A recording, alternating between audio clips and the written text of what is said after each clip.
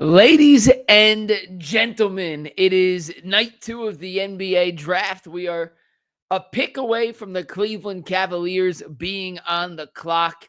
And these last couple of picks right ahead of Cleveland have been pretty treacherous if you have been following the guys that particularly I like here in this draft. We saw Koby Brea go at number 41 over the last couple of picks. We've seen some other guys that I think are pretty good fits for Cleveland, like Maxine Raynaud, Jameer Watkins, Brooke Barnsheimer, Amari Williams, all go in the selections before them. However, there are still some players available on the board that I think make a lot of sense for the Cleveland Cavaliers, even if they weren't my top choices entering the night. But a couple guys just to keep an eye on here for Cleveland. We still have a pick before they're officially on the board. Memphis is on the clock now, even though I have no idea who that pick actually belongs to. But guys like John Tonje from Wisconsin, Eric Dixon from Villanova, Vlad Golden, the big man from Michigan, Victor Lankin, the center from Clemson, Hunter Salas, a do-it-all guard from Wake Forest, Ryan Nembhard, the younger brother of Andrew Nembhard, the point guard from Gonzaga, Jackson Robinson from Kentucky, Bryce Williams from Nebraska, Will Richard from Florida, all a couple names that I think have at least some sort of interest here. Janai Broom went off the clock earlier. He was a player that was mocked to Cleveland. He got taken with the 35th pick in the draft. But guys, it has been an up and down second round. After the first few picks, I was feeling pretty good about the Cavs' chances to land one of the top 3 targets on my round 2 wish list for Cleveland. And as the night went on and on and on, those guys got fewer and further between. The deputy commissioner's on the clock right now announcing Memphis's pick, and with the 48th pick, Memphis took Javon Small out of West Virginia, which means the Cavaliers are officially on the clock.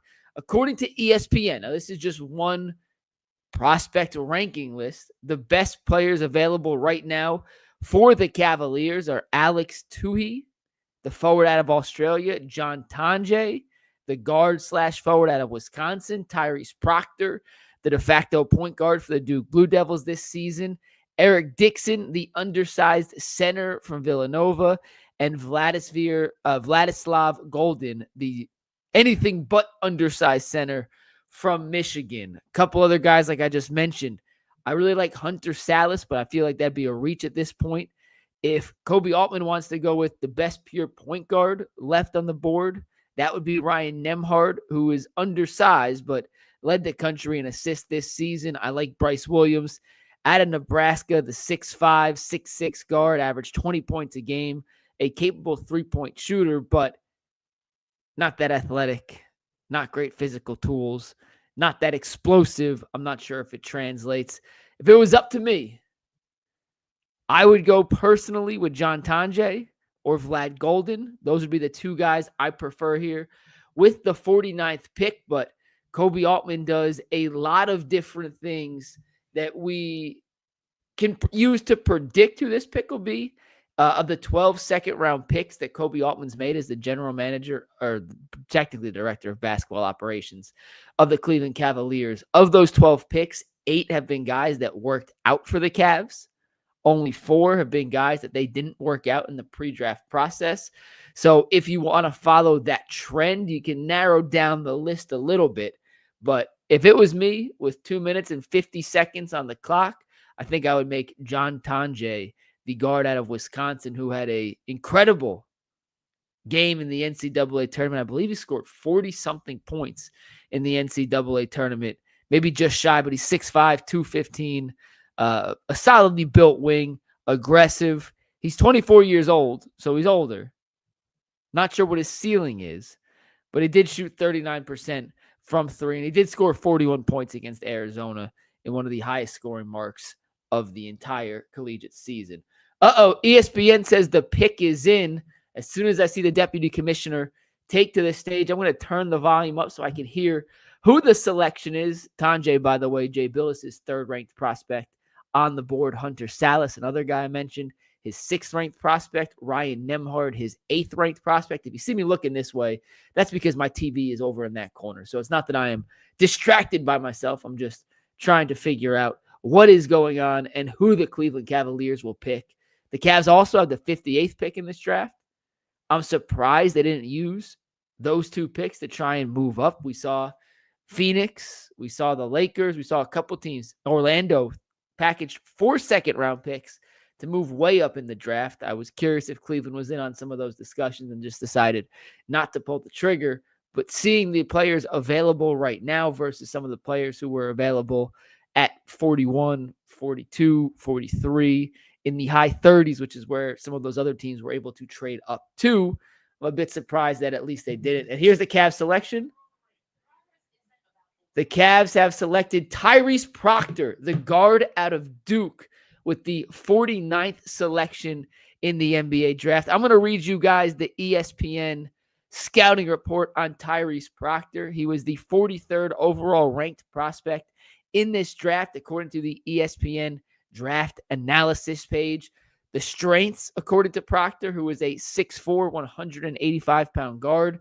Proctor is a sweet shooting guard who played multiple roles at the college level, showcasing his ability to function on and off the ball. Weaknesses: with a thin frame that didn't physically evolve much in college and average physical tools, he has long lacked a degree of assertiveness and physicality on both ends, especially in high-stakes moments. The verdict, according to ESPN, Proctor's positional size, improvement as a spot-up shooter, and flashes of ability create out of pick and roll across his 3 collegiate seasons are intriguing, but he never quite turned the corner as a true point guard. He will have to add toughness to have a meaningful role off the ball at the NBA level. So there it is, Tyrese Proctor, the guard out of Duke. Better or worse, when I think of Tyrese Proctor, the first thing I think about is in that Final Four game against Houston with the Blue Devils in the lead, Proctor decided to keep the ball for himself instead of passing it on to Con Knipple or Cooper Flagg. He got fouled and he missed a free throw, which then allowed Houston to take the lead and end up winning that game. It's just the last thing I remember from Tyrese Proctor. I did watch a good bit of Duke this season. I always thought Proctor should have been better than he was. Now, I'm going to have to do a deep dive. He wasn't someone I had circled on my list. I'll be honest, I didn't love him at Duke. I thought he was outshined by some of the bigger names on the team, which, look at the draft status of 3 of those guys. 4 of them have already been selected: Sion James, Cooper Flagg, Con Knipple, Malawak, the big man. So he had to play a certain role to fit in with those guys. He was the veteran leader on the team. And he's certainly a seasoned prospect, playing 3 years at Duke before coming over to the Cleveland Cavaliers. But he gives them another ball handler, another shooter, a guard with decent size. He's 6'4", but as you heard from ESPN, lacks a little bit of the physicality. So even though he's taller, isn't necessarily the greatest defender. ESPN's given a little highlight package of him right now, and he certainly is a good shooter. Off the dribble, in the pull-up, he's got good feel. He's no stranger to taking big shots. I would love to see him make bigger shots. Not a great free throw shooter, which is always a bit of a concern for a guard. You want him to be an elite free throw shooter. I'll look up the exact numbers right now, but I do not believe he was an elite free throw shooter throughout his collegiate career. But overall, it wasn't my preferred choice, but I don't think it was a bad choice. For his career, he averaged 10.8 points, 3 rebounds, 3 assists, shot 42% from the floor, 36% from 3, and was 77% from the line. This season, though, just 68% from the line. So that's not nearly good enough to make it as a lead guard in the NBA from the free throw line. But for his career, 77%. His 2 seasons prior, he was 87, 75. This year, 68. But he never shot more than 2 free throw attempts per game for his career, just 1.8 free throw attempts per game. So it's a much smaller, more limited sample size than someone who is a big-time shooter, but not exactly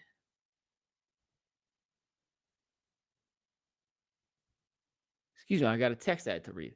Not exactly a pick that's going to cause the fan base to go crazy, but also I don't think it's a bad pick. The Cavs needed another ball handler, We don't know the certainty of Ty Jerome or Sam Merrill coming back. We saw what happened in the playoffs when Darius Garland was hurt.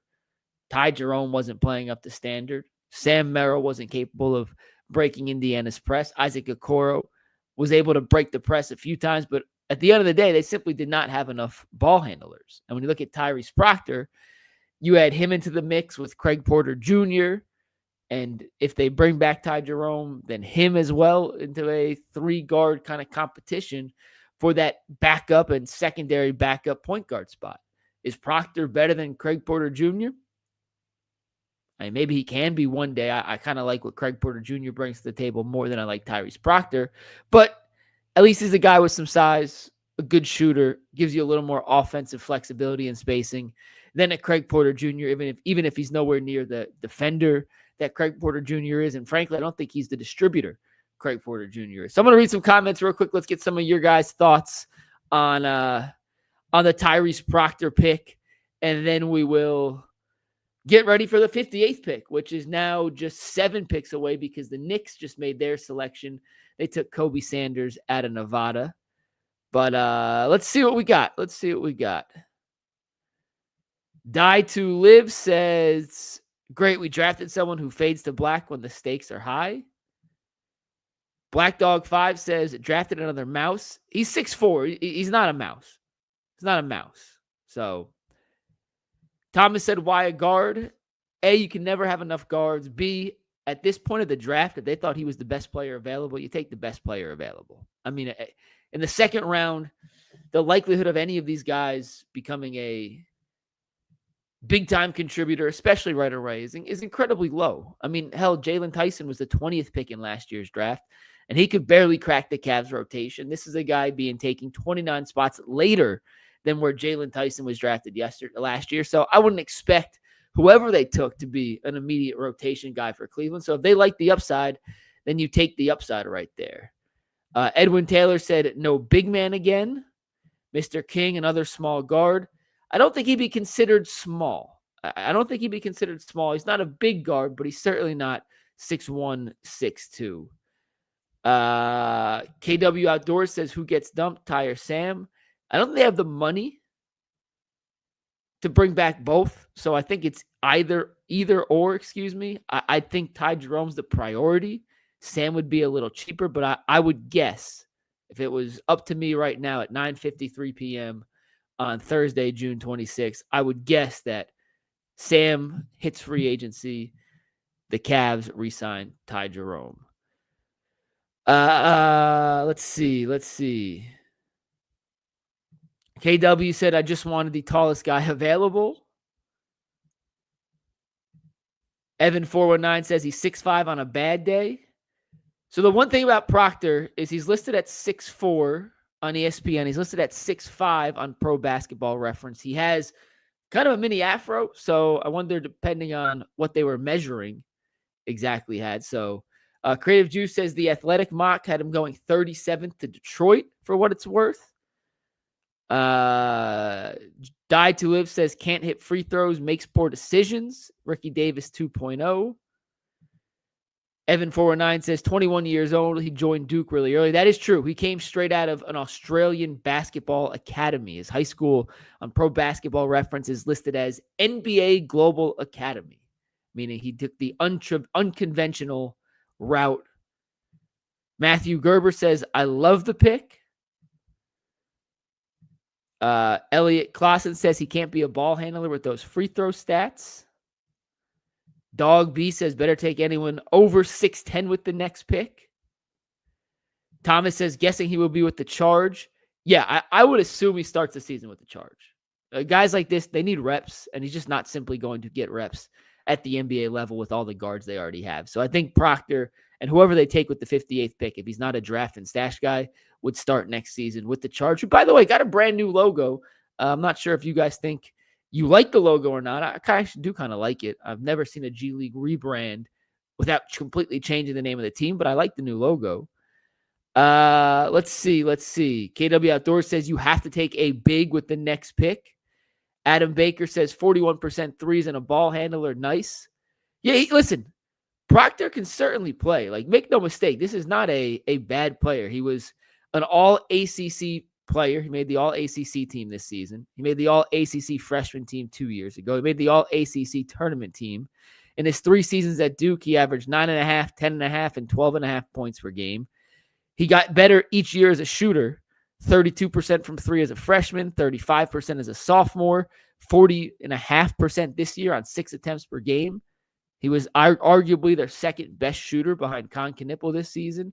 Duke ran a lot of offense for him. They wanted him to be more of a traditional point guard. I still think he's more of an offensive creator than he is a traditional point guard, which is not necessarily a bad thing. And there goes Mo Diawara, the guy I said to circle for Cavs fans. He went to the Los Angeles Clippers with the 51st pick in the draft. He was one of my sleepers.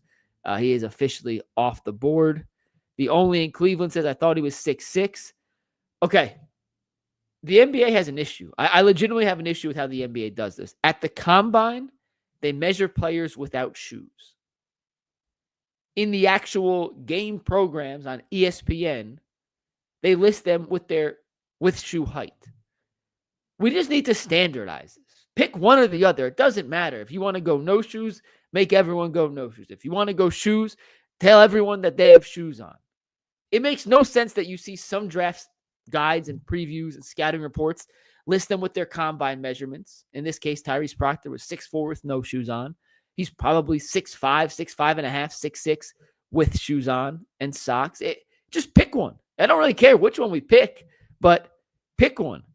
Rob K says, I don't mind this. Proctor is a tall combo guard with great passing vision who has sharpened his jumper and become an even better defender. Listen, I'm not sure defense is his strength. I'm not sure defense is his strength. He can score. I like his offensive ability, but if you went back and watched Duke last year, teams were kind of hunting Proctor. Now, you could say that's because they had Malawak, 10th overall pick. Con Knippel, 6'7", 4th overall pick. Cooper Flagg, the number 1 overall pick. Sion James, who's a defensive mastermind.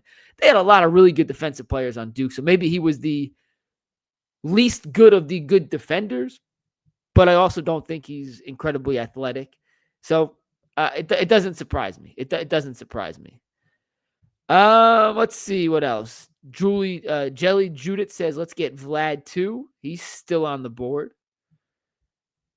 Another small guard mismatches in the backcourt. You see, a 6'5" is not small. 6'5" is not small, okay? Is he giant? No. Is he a little skinny? Yes. But he's not small. He's absolutely not small. Ryan Nembhard, who could have potentially been the pick and may still be in play at 58, is sub 6 foot. That's a small guard.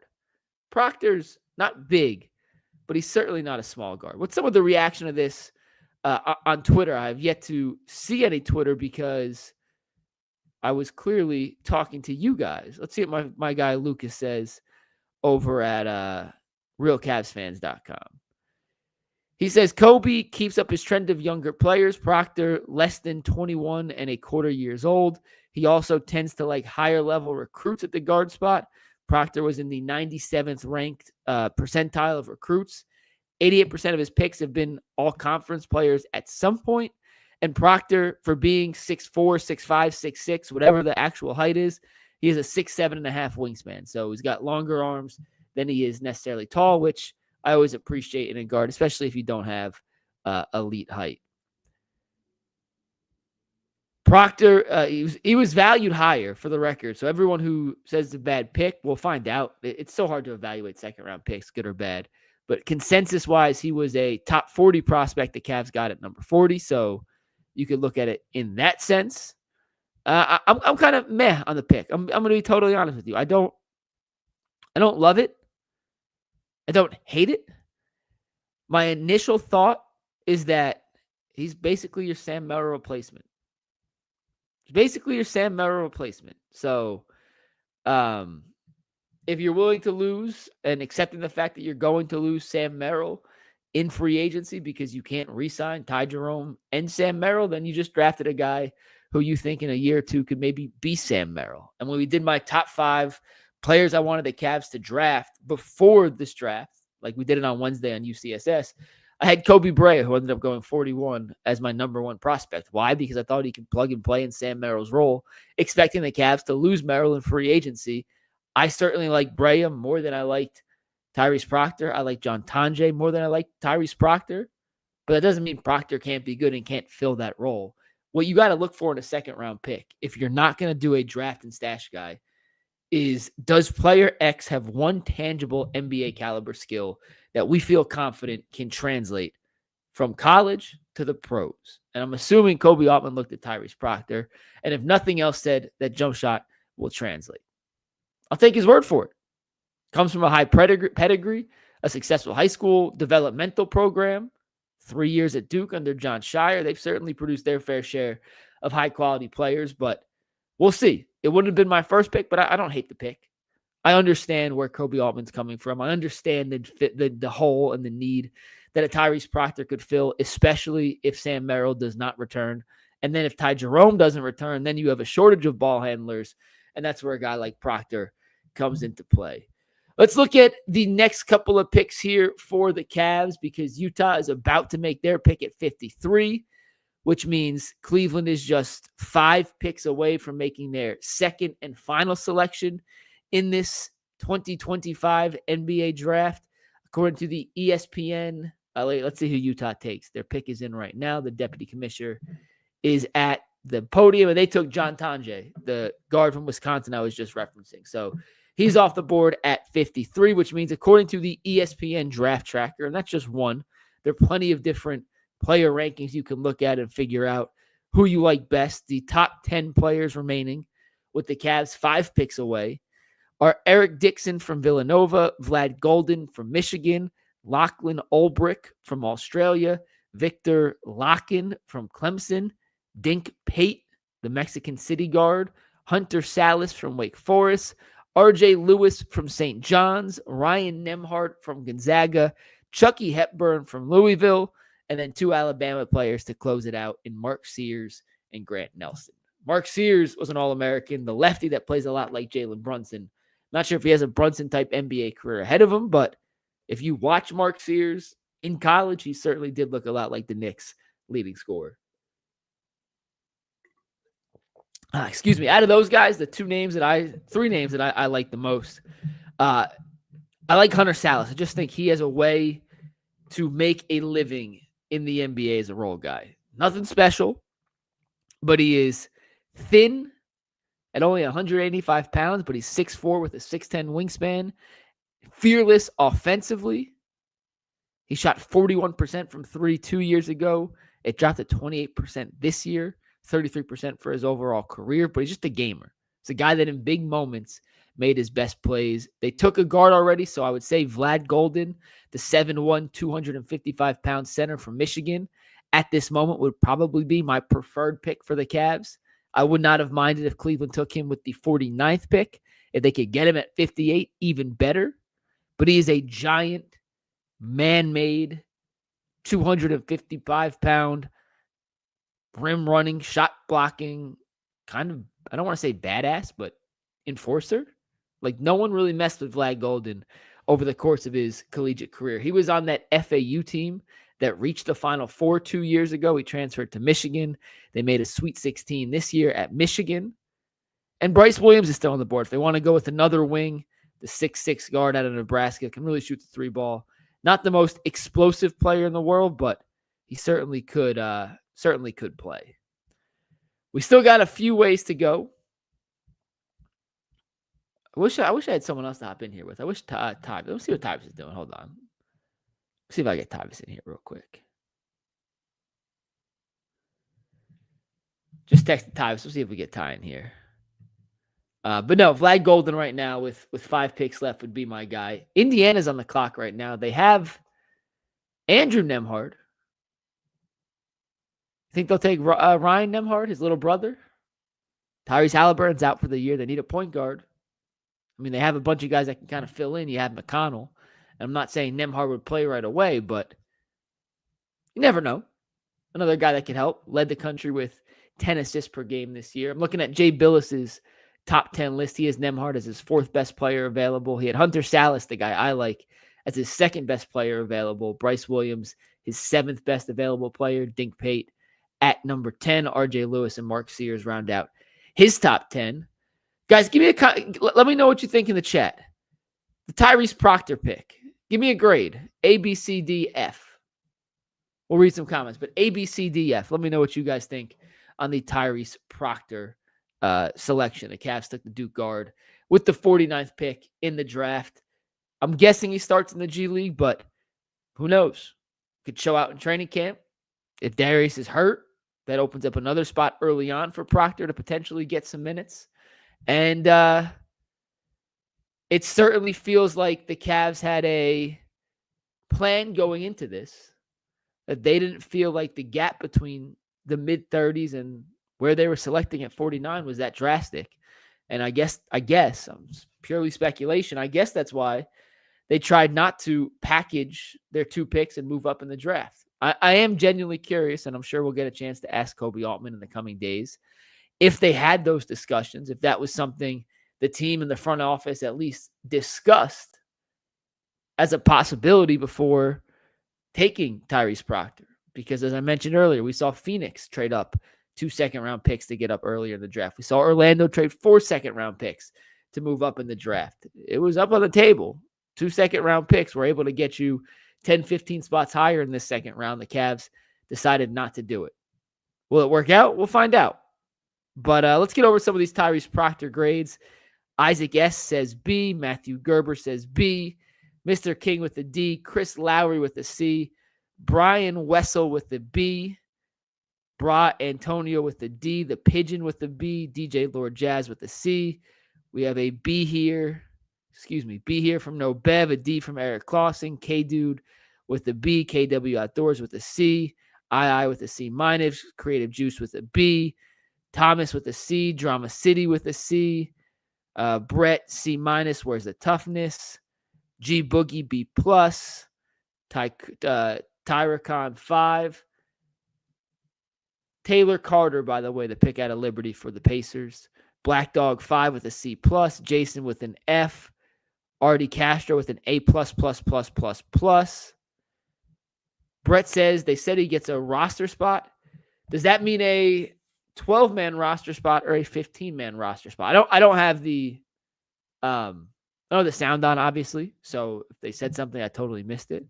Let me text Luca and ask if I missed what he said.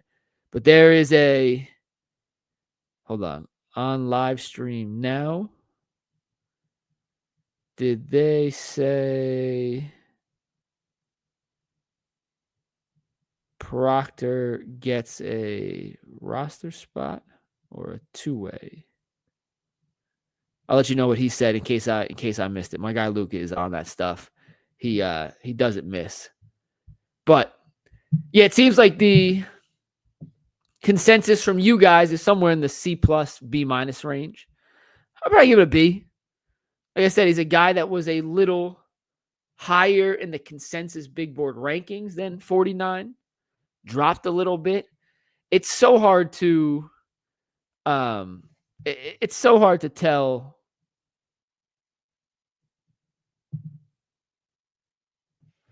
Sorry, I'm reading text from Bull. He's asking me about this guy. Tell him to tune into the live stream. Hey, listen, consensus in the second round is useless to look at. Every team values players differently. Once you get past that top 15, top 60, let's say top 20 just to be safe, there's no real consensus. It's what teams want. It's skill sets teams want. Koby Altman, as we mentioned earlier, he likes younger players, high school recruits, guys that were productive in college, specifically guys that have made all-conference teams. Teams value, especially in the second round, certain traits and skill sets and intangible things so much higher than other teams. And there's not a right or wrong way to do it. One of the things that if you could measure, I think would be measured and will be measured and weighted incredibly high is competitiveness. And myself, anyone out there who's not in those individual workouts and those individual interviews, it's so hard to gauge how truly competitive a kind of player is. On the one hand, I hated the fact that Tyrese Proctor did not pass the ball to Con Knipple or Cooper Flagg in that Final Four game against Houston, decided to take it into his own hands. He missed the free throw. But at the same time, I kind of love the fact that he had the balls to be like, this dude's going to be the first overall pick in the draft. This guy's going to be a lottery pick. No, I'm the one. I'm the veteran. I'm the leader. I'm the one that should be taking these free throws. It obviously backfired, but on the one hand, I kind of like that irrational confidence. Now, if he does that in an NBA game when Donovan and Darius and Evan and those guys are the ones he's turning down, then I'll rip my hair out and go absolutely bananas. But I kind of like the move in college, even if it's in a Final Four game and it backfired. I like the irrational confidence from a second-round guy. It shows a little bit of extra competitiveness that, you may not get an insight to without those little moments. So Tyrese Proctor's the pick. I give it a B. It's not overly exciting. It wouldn't be who I would have taken, but I understand the vision. I understand the reasoning. If you think of it as a long-term Sam Merrill replacement, I think you could talk yourself into it. Merrill was listed at 6'4". Proctor is taller than Merrill. He's got a longer wingspan than Merrill. Will he ever be the caliber three-point shooter Sam Merrill was? Maybe, maybe not, but 40% on 6 attempts this year at Duke certainly says the kid can shoot. He's not going to be coming into a situation where he's intimidated by the moment, knowing that he just played at the biggest stage ever in front of the thousands of Cameron crazies and the NCAA tournaments, all the games they play at MSG, the ACC tournament, 3 years in the NCAA tournament, like I said. So I see the vision. I see the vision. I don't love the fact that physicality is a bit of an issue for him. You talk about Darius and Donovan. If they were going to go with another guard, I wanted to see a guy that had some elite athleticism just to kind of counterbalance the skill sets they already have on the roster. But I'm not sure if that guy was available at this pick. When the 49th pick, you're drafting from a limited pool. You only have so many options. You have to make the best out of what's available. And I'd be lying to tell you guys as I look at ESPN's top available, I'm not sure there's a guard out there. I mean, Hunter Salas is, but he's not a shooter. He's not an offensive weapon. That's simply a defensive pick. I'm not sure if there's a guard out there. Jackson Robinson, maybe from Kentucky. That's like a surefire, no doubt, no brainer, perfect complement alongside a Darius and a Donovan. One guy I thought who could have been if he was available, and I was surprised to see him go so high, was Elijah Martin from Florida, who ended up going 39th overall, the 9th pick in the second round. Cam Jones was a guy I liked as well. He went the pick before, the 8th pick in the second round, and Chaz Lanier, another shooter, not much of a defensive guy. He went with the 7th pick in the second round, 37th to the Detroit Pistons from Toronto via Dallas. That whole kind of confusing, crazy 3-part pick swap that eventually landed Chaz Lanier. So Elijah Martin was a guy, or Micah Peavy, for example, who went 40th, that had they been on the board, I would have been standing up, screaming from the top of the mountains, this guy has to be in a Cavaliers uniform. The physical skill set they bring to the table would have been able to complement Darius and Donovan and given you that pest, that physical on-ball defense that those two don't necessarily provide on a night-in, night-out basis. But looking at who was available when they picked, I'm not sure anyone, frankly, really did that. I like John Tonje, but it wasn't like he did that. I'd be lying to say I know a lot about Talon Peter at a Liberty. Maybe he does, maybe he doesn't. I'd be lying to say I know a whole lot.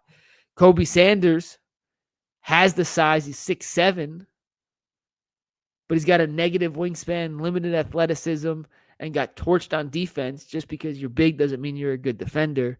He's a pretty good playmaker and passer, but, Proctor was the 43rd ranked prospect on ESPN, the 37th ranked prospect on The Athletic. He had some fans that got him at the 49th pick. So I do think it is pretty decent value there for the Cavs. And I think long-term, he is your eventual Sam Merrill replacement. Is that this year? Is that next year? Is that ever? We'll find out how quickly he can progress. But he's got a chance. He's got a chance. Cavs are up next, by the way. The Memphis Grizzlies just made their pick, which means Orlando's on the clock with the 57th selection. Cavs are back on the clock with the 58th selection. So let's take a couple more comments here. Paramajut says Kobe's going to die on the hill that small backcourts can win a chip in today's NBA. Nate says, in Kobe we trust. Die to Live says, we need more three-point shooters. OKC and the Pacers are a blueprint for building roster and style of play. Well, if three-point shooting is your concern, then that is absolutely a pick that you should be in favor of. Wade Pryor says, nice pick. Let's go. Let's see. Never Bloom says, who do you want to see the Cavs take at 58? Vlad Golden right now would be my pick. Adam Baker, I agree. Vlad time, big backup. That is who I would go with right now of the best available players. He's in the top 3 on just about every board you look at.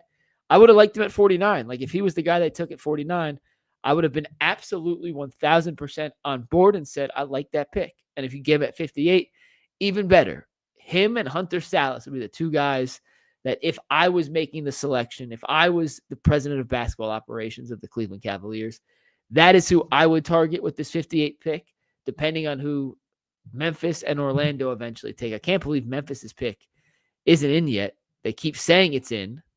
I keep getting the alert. The pick is in. And they keep not announcing it. It was stupid we had a second day of the draft anyway.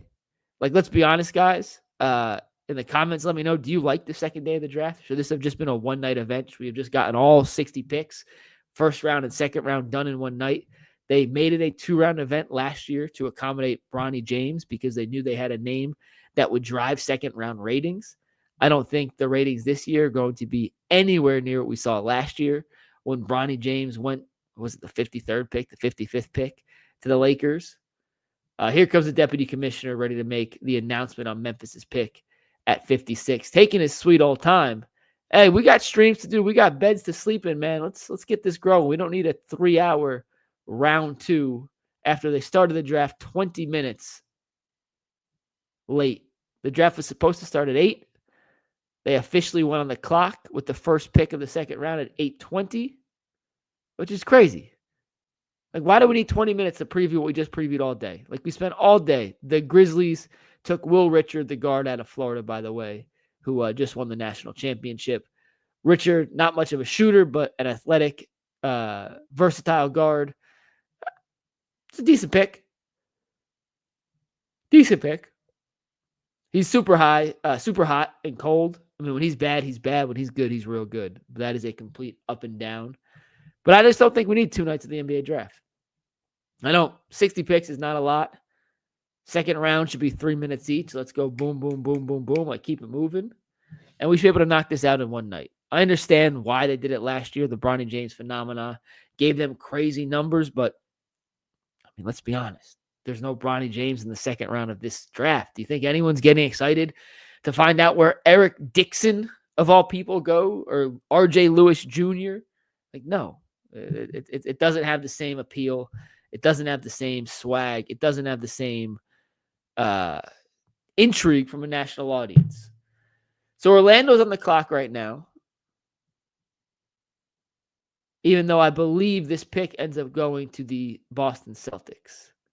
Another thing, I'm going to complain for a second while I wait for the Cavs to get on the clock. Can ESPN just change the name of who's picking to the team that's actually picking? Like, Orlando traded those 4 second-round picks to move up to 32.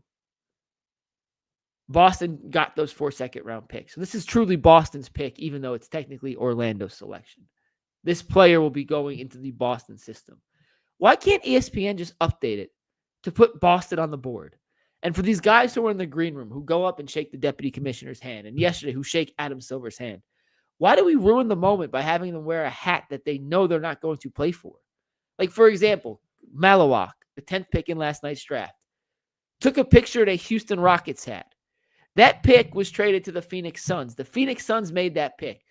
Malawak should be taking that picture in a Phoenix Suns hat. The NFL draft does it. Why in the world can't the NBA figure that out? It shouldn't be that complicated.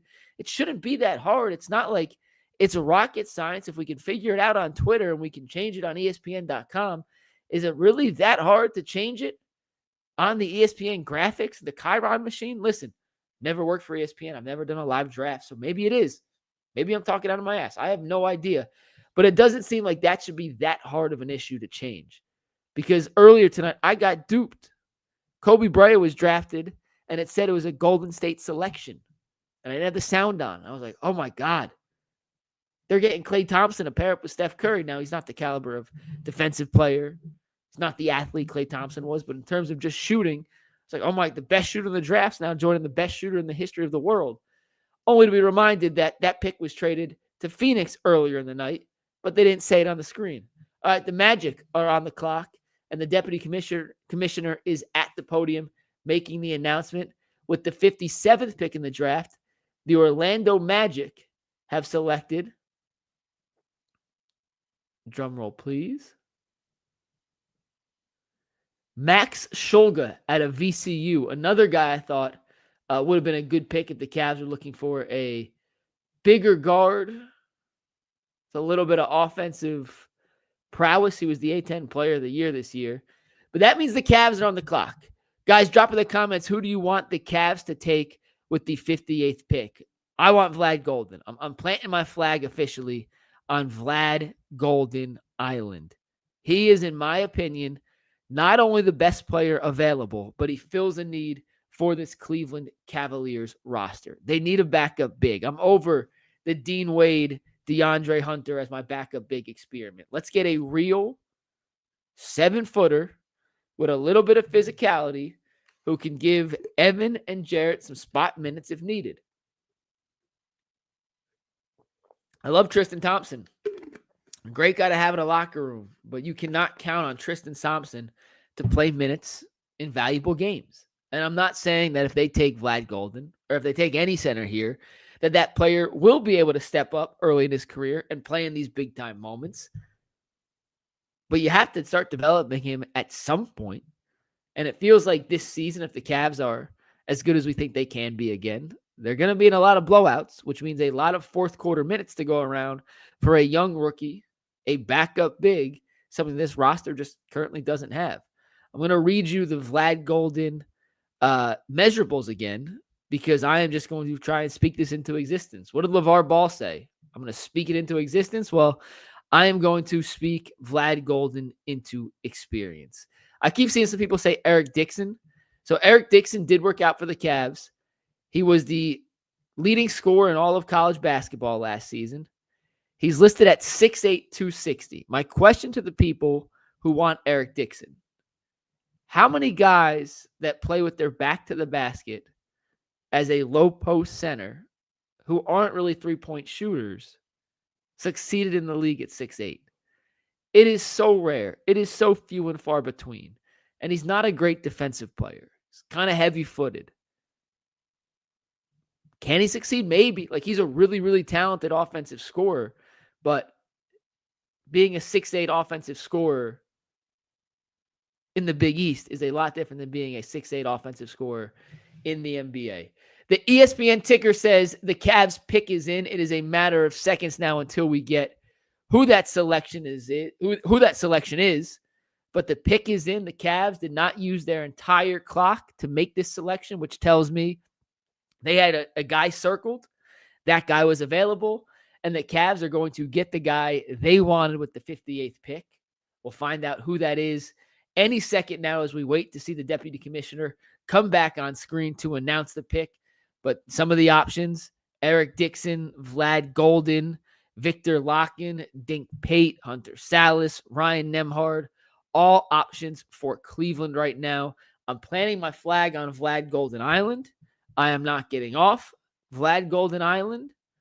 Wine and Golden. I like that. Black Dog 5. That is a very, very, very catchy nickname there. DJ Newell says, I'll trade Garland for Suggs and Anthony Black. That is off the table. Not going to happen anymore. So we could, unfortunately, drop any trade rumors. It's not. The Darius trade ain't coming right now, especially for Suggs. So let's see who they take. This is the longest pick is in of all time. We are waiting anxiously. We've been live streaming now for 45 minutes of me talking to myself. I appreciate you guys for tuning in. We got 750 people in here right now for a round 2 live draft stream. Hopefully, I was able to give you guys some information that will make you smarter at the water cooler tomorrow when we are asking, or when you are asked what they think about the Cavs' second-round picks.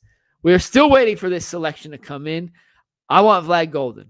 I'm going to die on the hill. He's not as talented as an overall player as Eric Dixon, but I don't think Eric Dixon brings something to the table that the Cavs particularly need. They don't need a low post, throw it in, get out the way, score. And I'm not sure guys at 6'8" translate. I'm sorry. I just don't think 6'8" centers work in today's NBA. You go back to like DeJuan Blair, like great college players, not great NBA players. Vlad Golden may not have the ceiling, but he certainly has the upside. And here's the deputy commissioner. So I'm going to turn the sound up on my TV. Stand by.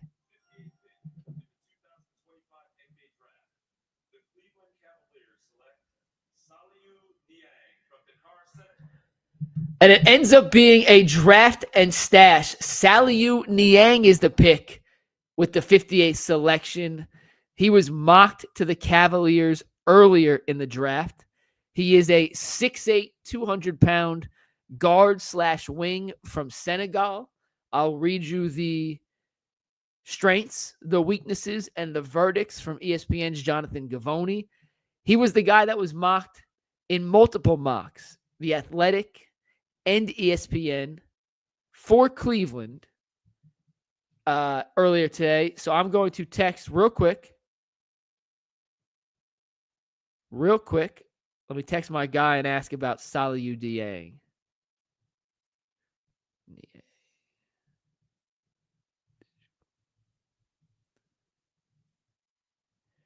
All right. According to ESPN, the strengths and weaknesses of Saliu Niang, the Cavs' new draft and stash wing. Strengths.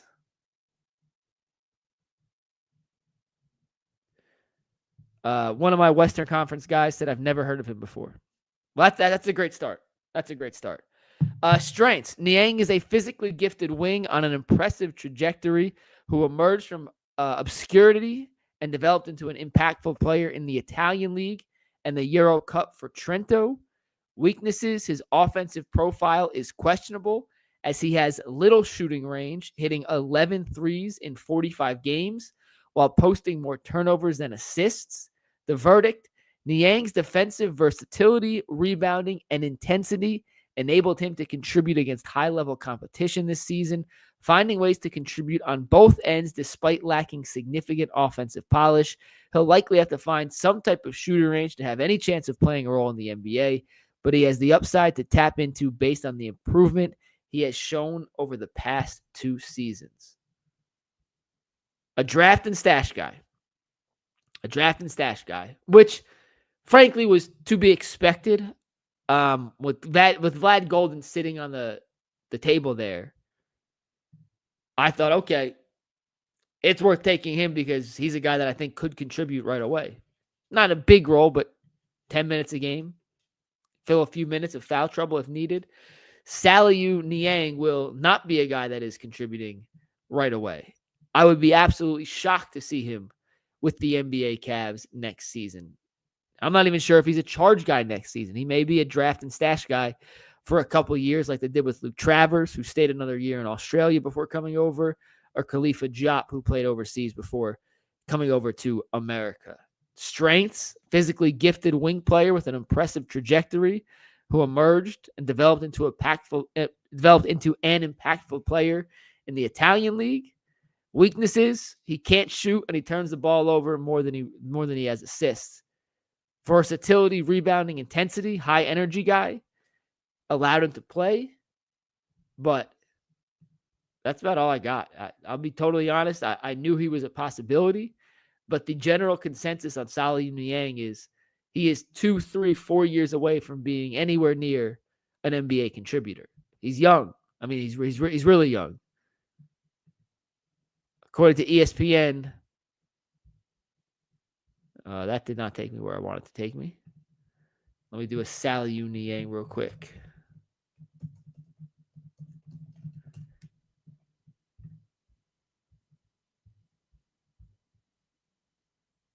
He's 21 years old, so young. He's projected second-round pick, so I mean, he's in that territory. I don't have a lot of thoughts on Sally Niang, I'll be honest. I wanted Vlad Golden. Bull called it. Technically, he read a mock draft, and that's what they had. But yeah, he was. He was the most consensusly mocked guy to the Cavs at the 58th pick, and whoever had that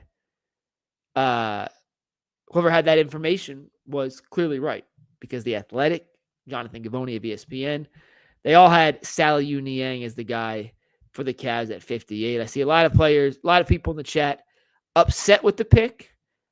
Listen, I would have taken Vlad Golden. I'll be totally honest. I would have taken Vlad Golden. I think he could have played tomorrow. But technically, he is now an undrafted free agent, and the Cavs could still sign him. So we'll see. Before the overreaction occurs, let's wait to see who the Cavaliers bring in as undrafted free agents. That's how they found Craig Porter Jr. a couple of years ago. That's how they ended up getting guys. Was Dean Wade a second-round pick? Dean Wade was an undrafted free agent, one of the two, I forget. But they've done a pretty good job, actually, of turning undrafted free agents into at least G League guys who may one day contribute on the NBA level. So overall, with the 49th pick, the Cavs take Tyrese Proctor. With the 58th pick, they take Saliu Niang. Proctor projects as a Sam Merrill replacement. Niang projects as a draft and stash long-term investment for the Cavs, who could be at one day a long athletic wing that this roster desperately needs, but we are 2-3 years at minimum away from seeing Saliu Niang in an NBA uniform. We'll have more reaction tomorrow on the Ultimate Cleveland Sports Show, but my voice needs a break, and I got to go to bed.